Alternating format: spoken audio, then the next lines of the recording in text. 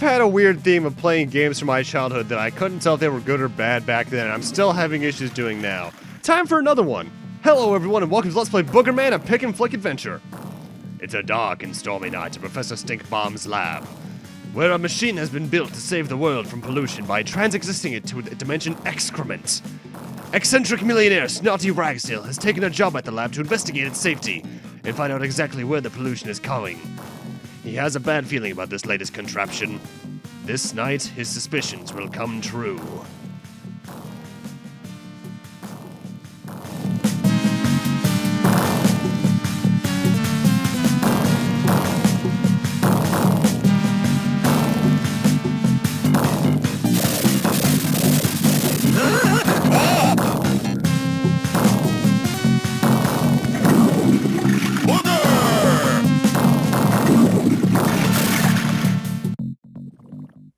Well, that was a thing. Welcome to Boogerman. It's a mascot platformer of sorts. Starting off, Boogerman has basic controls. B is your jump button. A throws your snot, which is your favorite weapon in the game, trust me. And C allows you to either burp or fart depending on what direction you're facing and whether or not you're ducking or not. You can charge up the farts to be stronger too. Boogerman's health is indicated by his cape. It starts off in the stage red, which is 2 hit points. When you get hit, it goes down to yellow, which if you get touch points like that, you die. And if you collect an extra cape in the stage, it gets flashing, which means you have 3. In terms of items in the stages, we have a few to start. We have plungers, which don't serve much purpose other than potentially getting you extra lives if you get 30 by the end of a stage. You got the red cape, which obviously is an increase of HP. That what I just got there is a can of beans, which reveals your gas meter in the top right. The green thing I've collected a few times is a mucus ball, which reveals your snot meter. You want to get that a lot. There's a spicy pepper, which allows you to change your gas attacks into fiery variations, which if you jump while pressing C at the same time when you have it, like I do now, you can actually fly a little bit.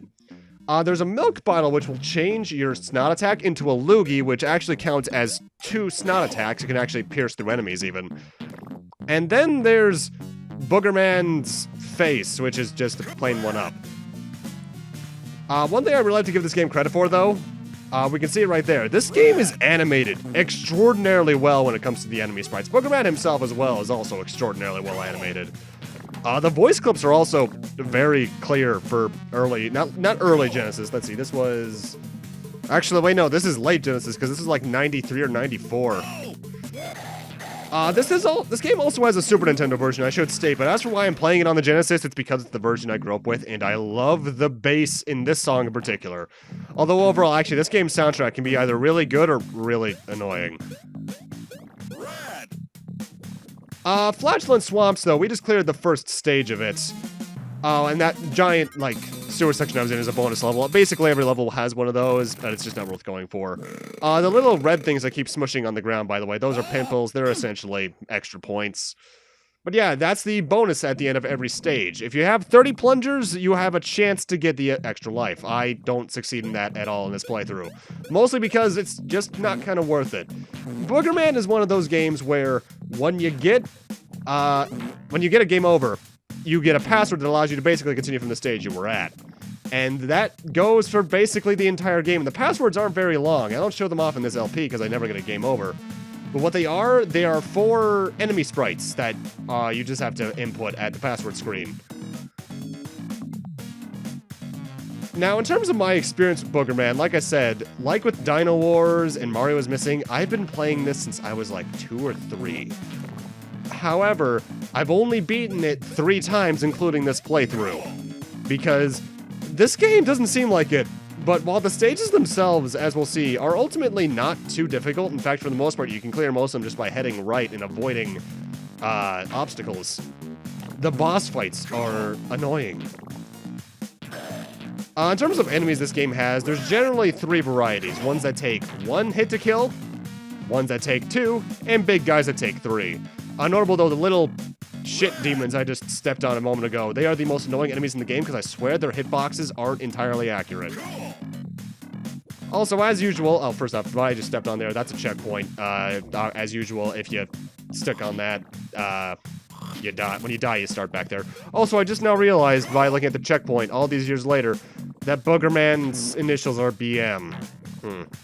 Yeah, can you tell this is a game that takes advantage of the old late 80s, early to mid 90s thing of boys like gross stuff because it's cool.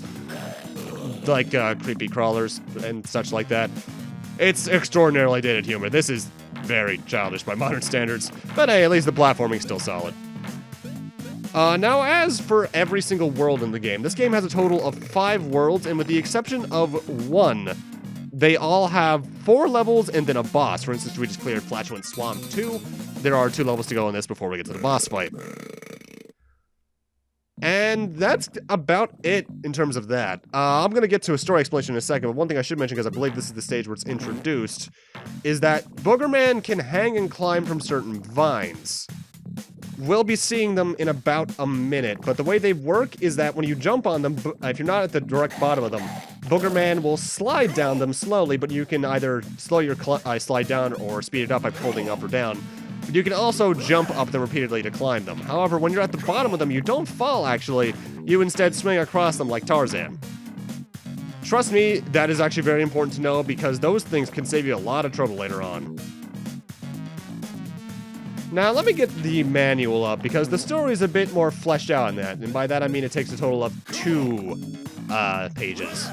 It was a dark and stormy night. The strange new science lab built in the high in the hills above Takey Dump, the world's largest landfill. Oh boy. Other than this unusual storm, all was well in the world. This was not the case just a short time ago. The world had come dangerously close to being buried in its own garbage and pollution.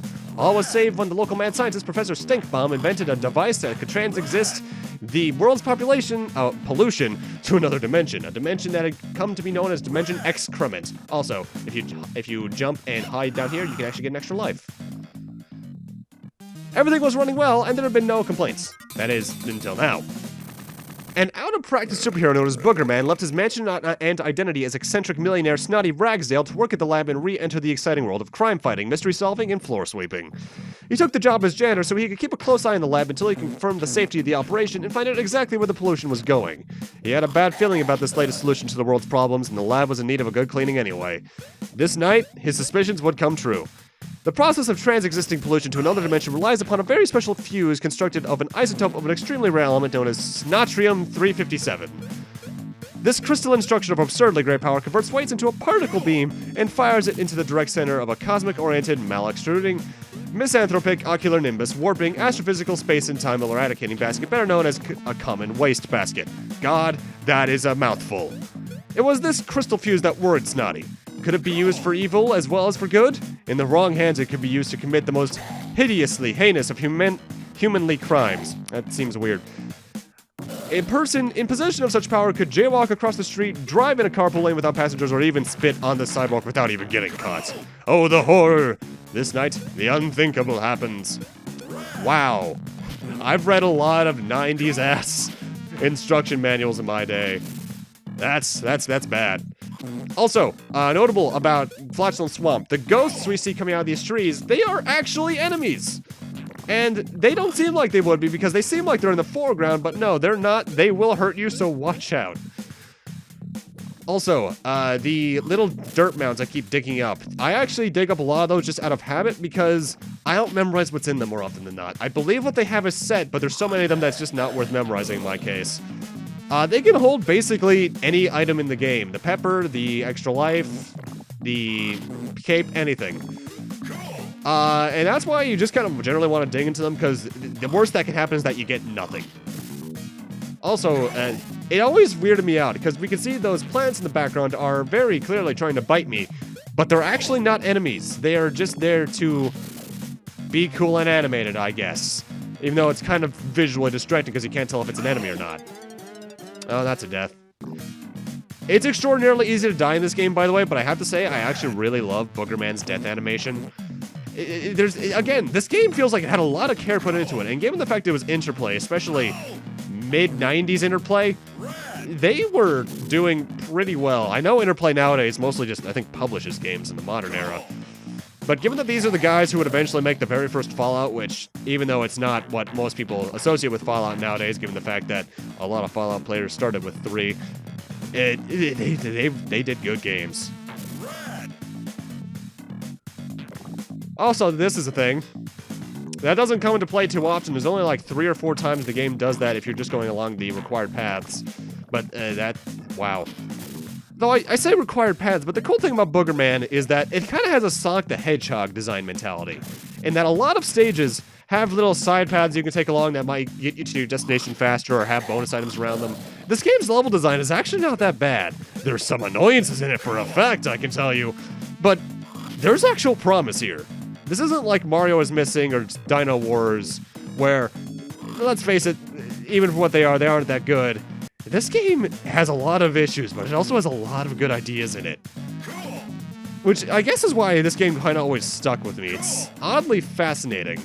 Also, I should mention, we've seen a couple toilets now. Those are the only ways you can enter the bonus levels. I'm only entering the one I entered earlier in this LP, mostly just due to the fact that I don't have... There's no purpose to score in this game, because I don't think getting score gains you extra lives unless I missed that part in the manual, which, honestly, I could see me doing. Either way, we just finished the 4th stage of Flatulent Swamp, which means it's time for our first boss fight, and I should warn you, basically every single boss fight in this game is a pun. Except for Hickboy, he's pretty straightforward.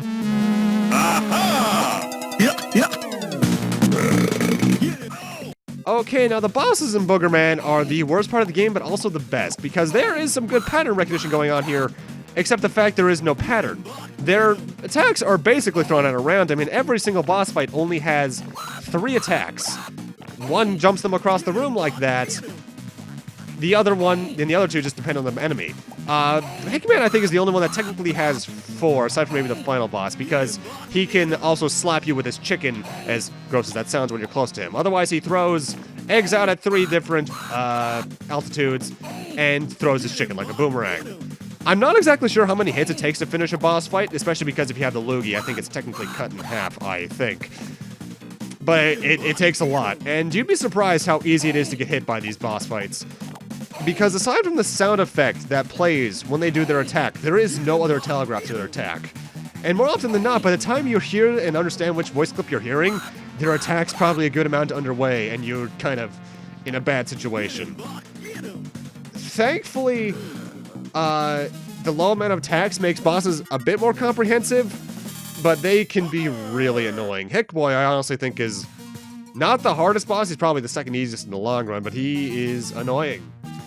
Either way, welcome to World 2. The pits where not much has changed except visually. In fact, that's one of Boogerman's major issues, is that there's not really any stage-specific gimmick except for 2 later on in the game. They're all basically just graphical swaps, and I really hate the way this level looks. It's just very scattered and gross. Also, I should mention, you might look to the left of me and you see that little moving sprite. That will hurt you if you're in the middle of the goo. Now, one thing I should mention is that obviously we have a mucus and gas meter in the top left and right, respectively. If you run out of one of those, you can't use them until you get either a mucus ball or a can of beans. You need to jump on enemies from there. And I have to admit, jumping on enemies is actually very effective, but trust me, in the long run, your main attack will be the mucus because it allows you to attack from a distance, and it's overall a very reliable arc. You can also duck and throw mucus or burp or fart, should the case be. And that actually is also extraordinarily useful for getting low to the ground enemies, rather. Now, one thing I should mention is that each of the bosses actually has a bio in the manual. So let's go over Hickboy since we just murdered him. Once a military man, Major Hick left the army to become a small-town farmer who loved to tend the chickens. While out sowing his oats, Hickboy was swept away in a freak tornado that caused by one of Boogerman's sneezes. The tornado blew him through a nearby transdimensional portal that someone accidentally left open and into dimension X-Crement. Gee. Though I do like some of the wit that is actually in the manual, because they actually list like every single boss's attacks, and we got the egg launcher, chicken rang, and chicken club. In parentheses, not a sandwich. It's complicated because I can see the amount of love that actually probably went into this game, but at the same time, some things about it are so clumsy. Like, one thing I will constantly say is the worst thing about this game is the camera. It's not a horrible camera in the long run, but the amount of way you can see around you is surprisingly limited because enemies can blindside you if you're rushing way too easily, especially when you're sliding down the vines, because you can see so little below you. It is honestly disturbingly gross, which I guess kind of fits the theme, but eh.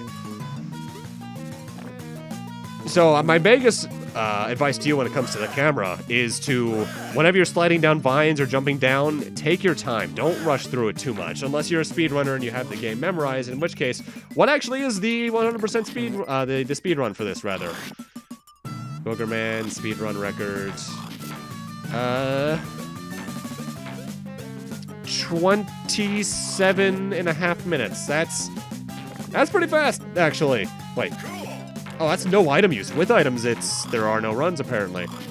Why are there 100% categories? Mind you, it makes you wonder how many people go out of the way to speedrun this. Probably not many. Either way, the first level of the pits, not very interesting. Like I said, technically speaking, each world does have its own little gimmick in some fashion, but they're so minor that you barely see it. Like in this case, I know I mentioned the little goo firing thing earlier. There's only like 1 or 2 of those in every stage.